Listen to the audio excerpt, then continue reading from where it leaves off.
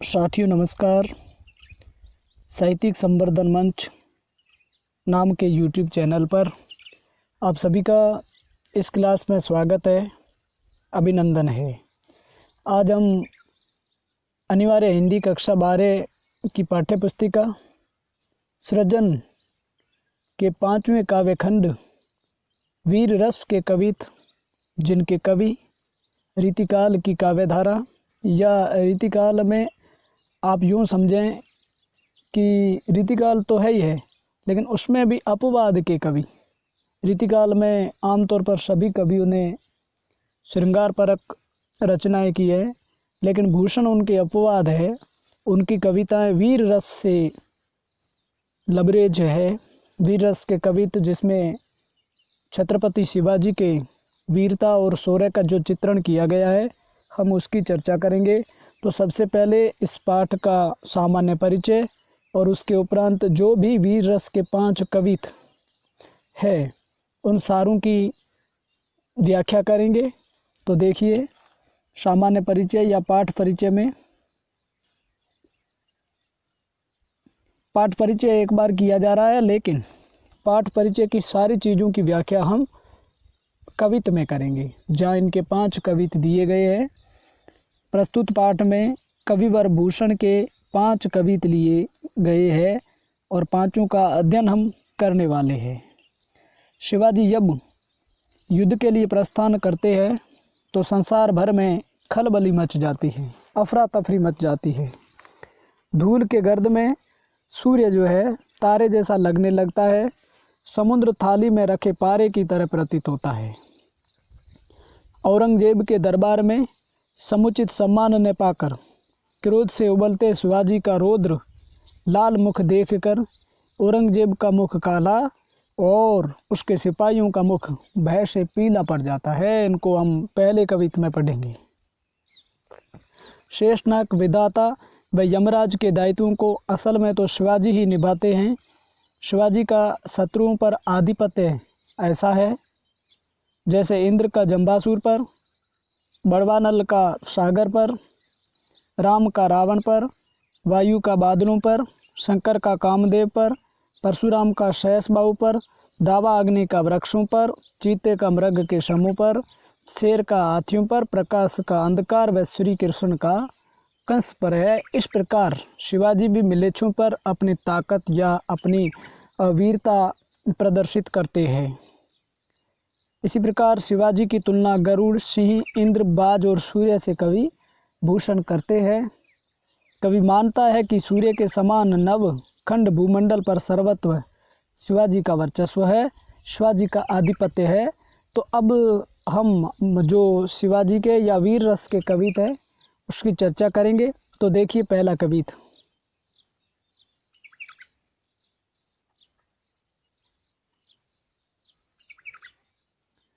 पहले कविता में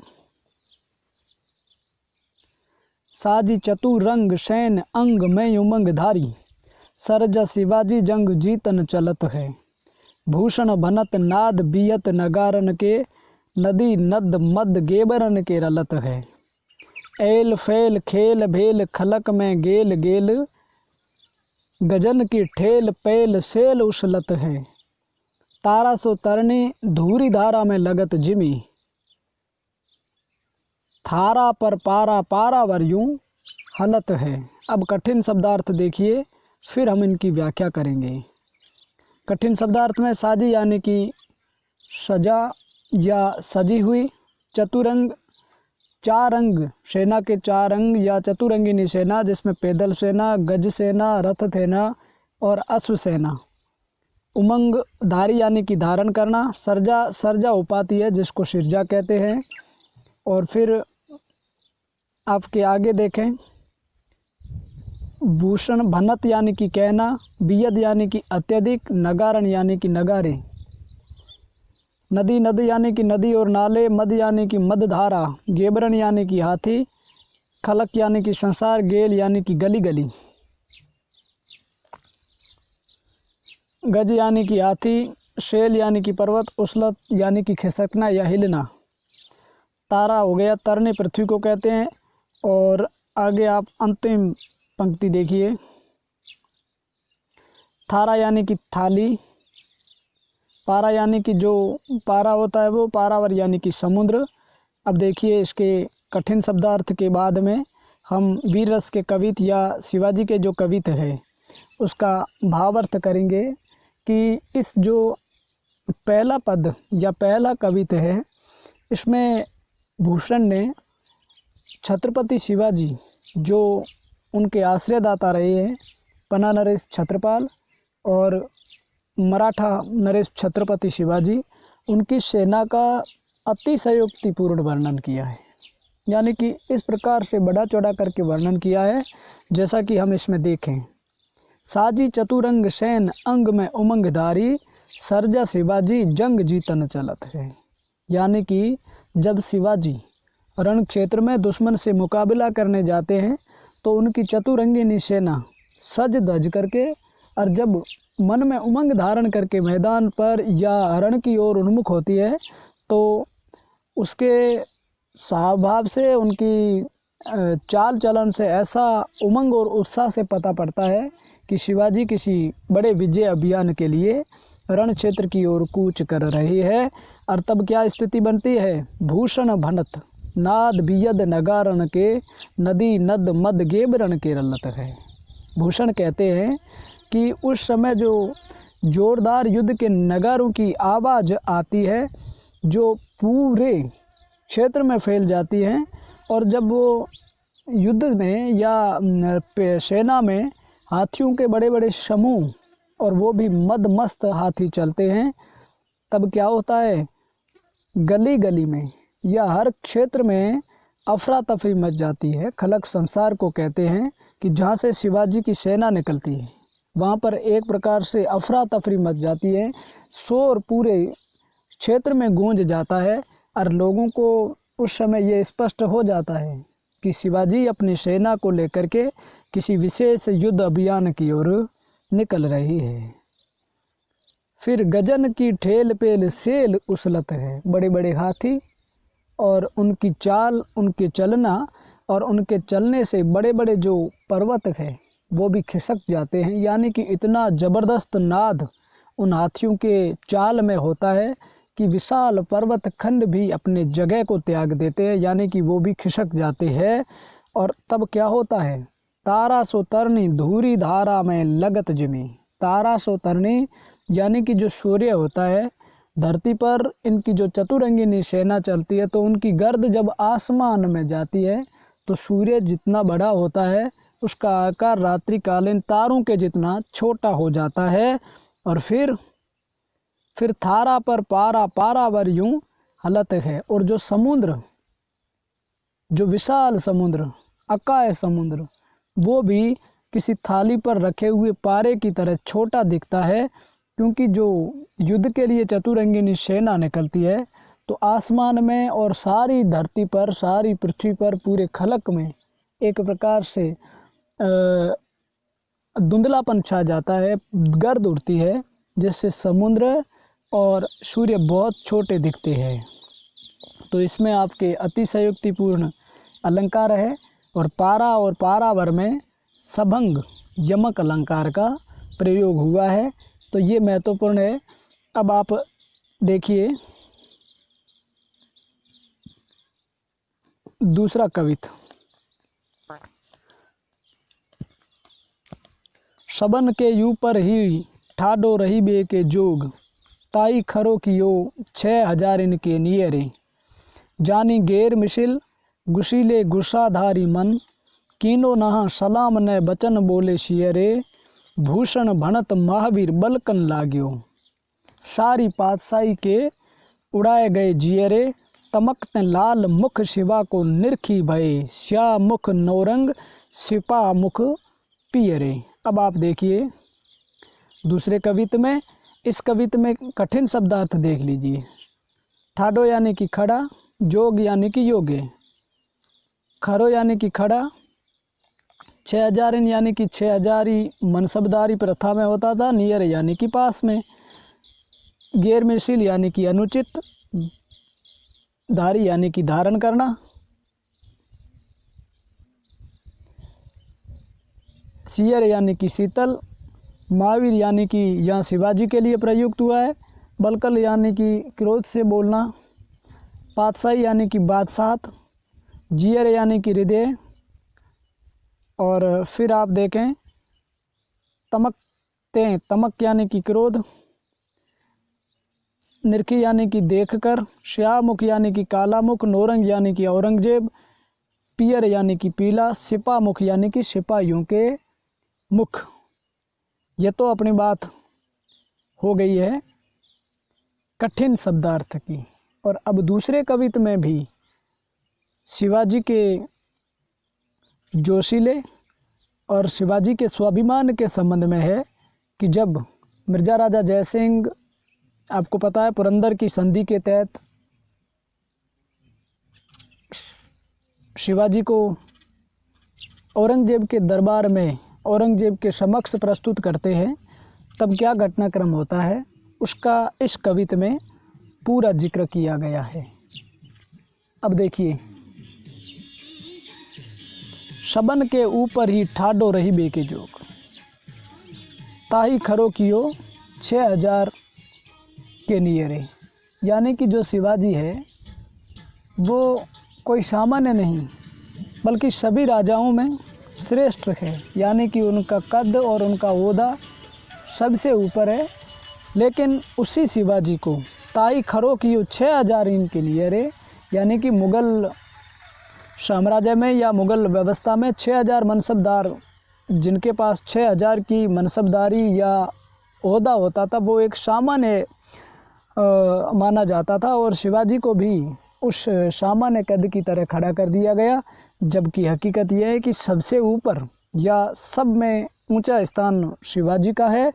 और जानी गेर मिशिल गुशीले गुस्साधारी मन, और अपने साथ में इस प्रकार का अनुचित व्यवहार को देख करके गुशीले और जोशीले स्वभाव के शिवाजी ने मन में गुस्सा धारण कर लिया कि इन्होंने सलाम ने वचन बोले शियरे। शिवाजी जैसे ही औरंगजेब के दरबार में जाते हैं तो न तो उनको सलाम करते हैं और न ही उनके लिए कोई शीतल वचन या मृदु वचन बोलते हैं, क्योंकि गैर मिशिल या अनुचित व्यवहार के कारण उनको मन में गुस्सा आता है।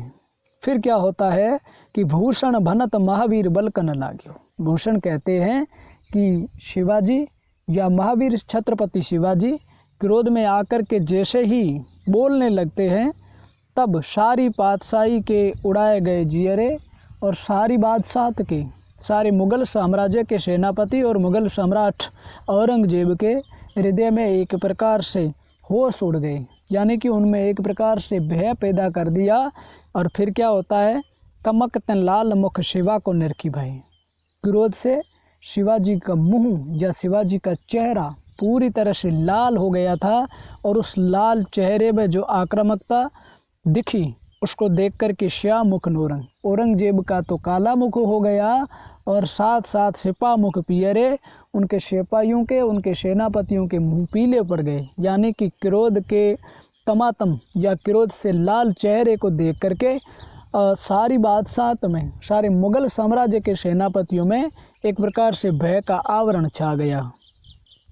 तो इस सारे कविता में अतिशयोक्तिपूर्ण वर्णन किया गया है। साथ साथ में पातशाही, मुग़ल बादशाह या मुग़ल साम्राज्य के परिक्षेत्र को कहा जाता है। इसमें ओज गुण है और वीर रस का प्रयोग, वैसे पांचों कविता में ओज गुण और वीर रस का प्रयोग है, सो इसमें भी प्रयोग किया गया है। अब हम देखेंगे तीसरा कविता। तीसरे कविता के तेरे ही बुझानी पर भूतल को भार, कही बेको शेष नाग दिगनाक हिमाचल है, तेरो अवतार जग पोषण भरन हार, कछु करतार को नेता मदी यमल है, साई तने सरजा समत शिवराज कवि, भूषण कहत जीवो तेरो ही सफल है, तेरो करबाल करे मलेछन को काल, बिनकाज होत काल बदनाम धरातल है।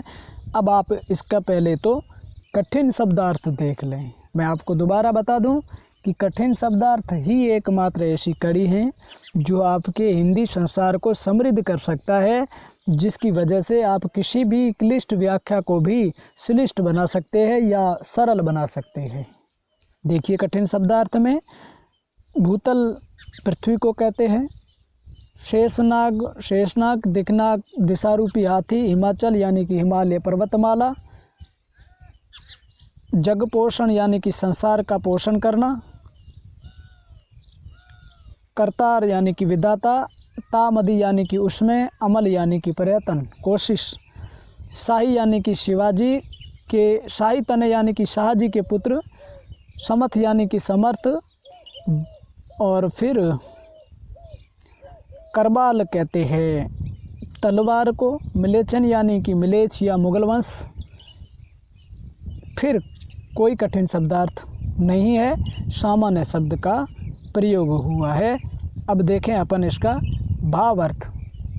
अब भावार्थ को देखें तो किस प्रकार से इसमें भी शिवाजी के शौर्य या शिवाजी के एक प्रकार से भरतार या करतार के रूप में जिक्र किया गया है कि तेरे ही भुजाने पर भूतल को भार, यानी कि ये शिवाजी हे मराठा अधिपत्य या मराठा अधिपति, आपकी भुजाओं पर सारी पृथ्वी का भार है, यानी कि आप सारी पृथ्वी का भरण पोषण करने वाले हैं।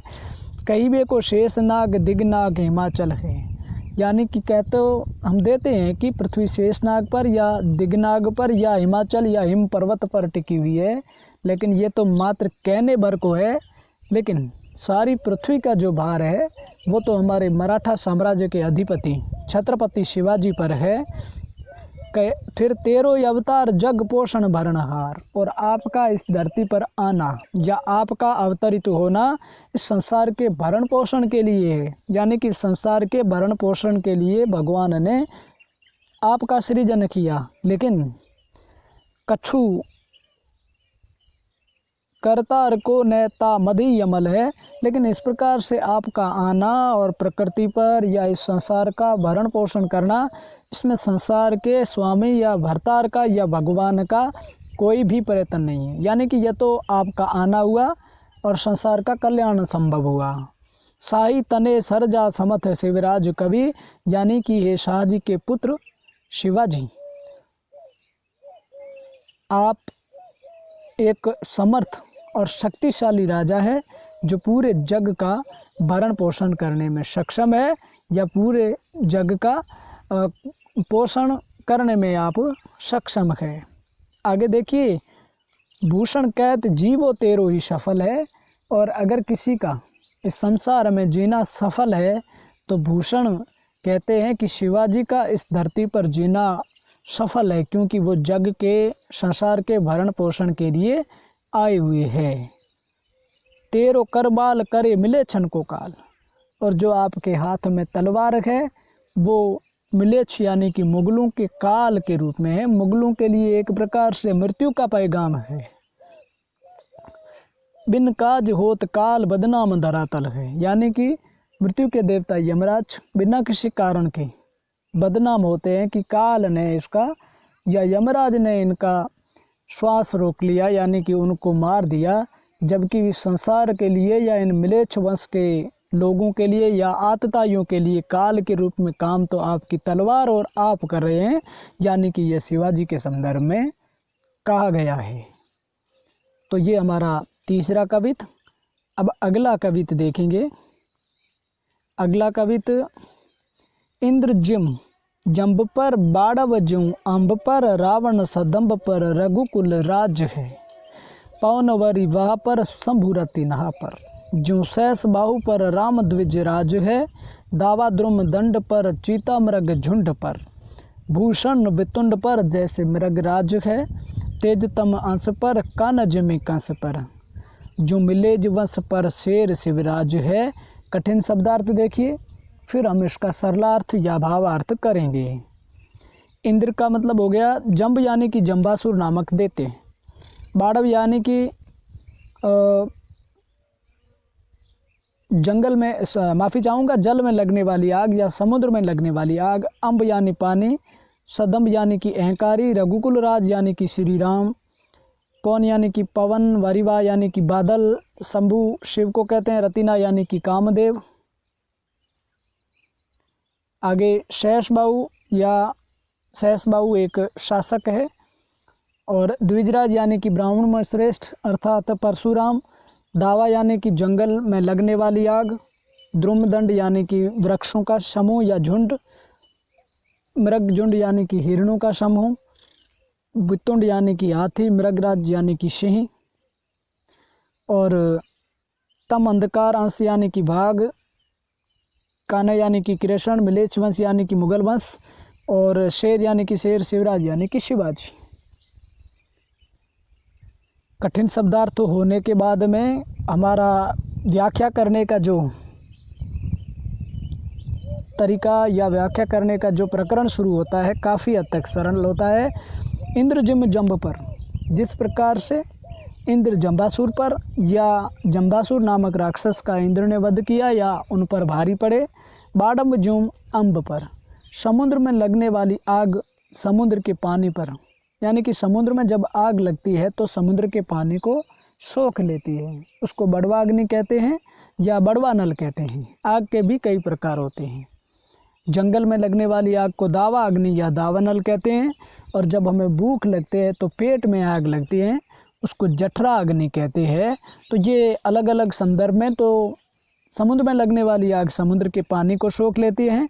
इंद्र जंबासुर का नाश कर देते हैं, और अहंकारी और दंभी राजा रावण के लिए श्री राम काल बन करके आते हैं, और पवन यानी कि हवा होती है उसका असर या उनका परिभुत्व बादलों पर रहता है, यानी कि बादलों की दिशा और दशा को परिवर्तित हवा कर देती है। और शंभु या शिव है जो रति के पति कामदेव पर। इसी प्रकार जंगल में लगने वाली आग जंगल के पेड़ पौधे या वृक्षों पर, चीता जो होता है वो हिरणों के समूह पर, और भूषण कहते हैं हाथी पर। जिस प्रकार से सिंह का राज रहता है, या तेजतम अंश पर, अंधकार पर सूरज की किरणों का असर रहता है या प्रकाश भारी पड़ता है। और जिस प्रकार से कंस पर कृष्ण भारी है, यानी कि कृष्ण उन पर भारी है, इसी प्रकार से मिलेच्छ वंश पर शेर शिवराज है, यानी कि मुगल वंश पर एक प्रकार से काल बनने वाले शिवाजी सिंह की भांति सिंहनाद करते हैं। तो इस प्रकार से इसमें सारा का सारा देखा जाए तो अतिशयोक्तिपूर्ण अलंकार है। और दूसरी बात इसमें आप देखेंगे तो ओज गुण और वीर रस का प्रयोग किया गया है, और रीतिकाल के कवि भूषण है। तो ऐसी स्थिति में पांचों जो भी हमने कवित्व पढ़ रहे हैं उनमें ब्रज भाषा का प्रयोग किया गया है। अब फिर आपके अंतिम कवित्व और वो मनहरण कवित्व है, उसके साथ हमारा ये चैप्टर पूरा होगा। गरुड़ को दावा जैसे नाग के समूह पर, दावा नागजू पर सिंह सर ताज को, दावा पूर हूत को पहरन के कूल पर, दावा सबे पच्छिन के गोल पर बाज को, भूषणी अखंड नवखंड मई मंडल में, तम पर दावा रवि किरण समाज को, पूरब पच्छा देश दक्षिण थे उत्तर लो, जहाँ पातशाही ता दावा शिवराज को। कठिन शब्दार्थ देखिए, इसमें कठिन शब्दार्थ में नाग सांप या सर्प को कहते हैं, और या नागजू हाथियों के समूह को कहते हैं। फिर पूर्वहूत यानी कि इंद्र को कहते हैं, पारन यानी कि पहाड़ को कहते हैं, पश्चिम यानी कि पक्षी, नवखंड महिमंडल यानी कि यह जो नवखंड में धरती फैली हुई है उसके लिए।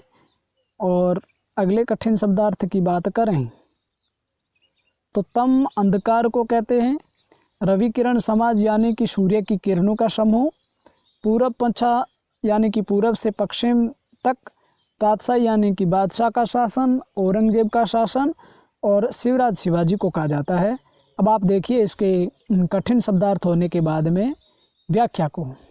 अब व्याख्या में यहाँ भी शिवाजी के शौर्य का वर्णन है, शिवाजी के शौर्य का जिक्र किया गया है कि गरुड़ को दावा जैसे नाग के समूह पर, सांपों का या सर्पों का जो समूह होता है उसमें गरुड़ पक्षी होता है, वो उन पर भारी रहता है, यानी कि गरुड़ नामक पक्षी सांपों को खा जाता है या सांपों को क्षत विक्षत कर देता है। और दावा नागजू पर सिंह सिरताज को, हाथियों के समूह पर, हाथियों का कितना भी विशाल समूह क्यों न हो, लेकिन एक सिंह की गर्जना भर भी उनके लिए काफ़ी होती है। यानी कि सिंह की गर्जना को पाकर के हाथी भयभीत हो जाते हैं या विचलित हो जाते हैं, उनके पांव उखड़ने लगते हैं। और दावा पूर्वहूत को पारण के कूल पर, पर्वतों का जो समूह है या पर्वतों के वंश पर इंद्र का असर है। इंद्र पर्वतों को नष्ट करने के लिए जाने जाते हैं। और दावा सबे पक्षिन के गोल पर बाज को, सारे पक्षियों का समूह, सभी पक्षियों का झुंड ही क्यों ना हो, लेकिन क्या होता है, बाज नामक पक्षी है, उन सभी को मारता है या उन सभी पर उनका प्रभुत्व छाया रहता है। भूषण अखंड नवखंड महीमंडल में, भूषण कहते हैं इस अखंड नवखंड धरती पर तम पर दावा रवि किरण समाज को, यह जो अंधकार है या जो तम है, इस पर रविकुल समाज यानी कि सूर्य की किरणों का जो समूह है उसका प्रभाव है, उसका असर है।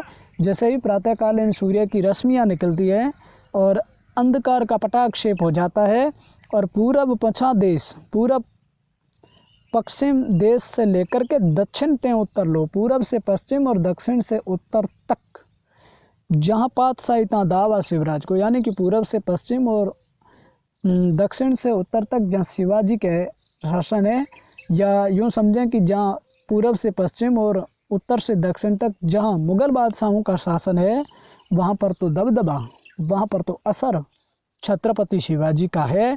इसमें मनरण कवित, ओजगुण, वीर रस, अतिशयोक्ति अलंकार का प्रयोग हुआ है। और इस तरह से हमने वीर रस के जो 5 कवित हमारी अनिवार्य हिंदी सृजन कक्षा 12 में थे, सबका अध्ययन किया। मैं समझता हूँ हमने अच्छे से पढ़ा है और आपने अच्छे से समझा होगा।